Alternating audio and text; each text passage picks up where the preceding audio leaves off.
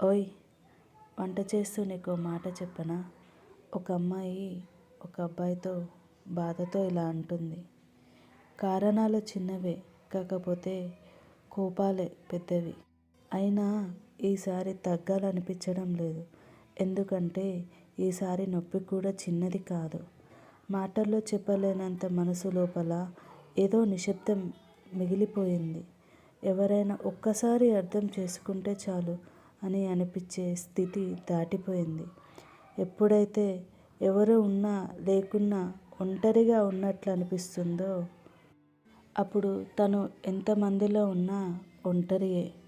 కొన్ని బంధాలు ఒక్కసారిగా ముగిసిపోవు. ముందు పట్టించుకోవడం తగ్గిపోతుంది, తర్వాత మాట్లాడడం తగ్గుతుంది, చివరికి అసలు గుర్తొచ్చే రోజులే తగ్గిపోతాయి. ఈ మాటలు ఏవో నిన్ను బాధ పెట్టాలని చెప్పిన మాటలు కాదు. నా మనసు పగిలిపోయి ముక్కలైన బాధలో నుంచి వచ్చిన మాటలు. అర్థం చేసుకుంటావని ఆశ అని ఆ అమ్మాయి అబ్బాయితో అనింది. ఎలా ఉంది స్టోరీ? నచ్చిందా మీకు? ఇందులో ఏదైనా తప్పుంటే క్షమించండి, అర్థం చేసుకుంటారు కదా. ఈ స్టోరీలో పడి చేసిన రెసిపీ మర్చిపోకండి. రెసిపీని, స్టోరీని ఫాలో అవి కామెంట్ చేయండి ఎలా ఉందో.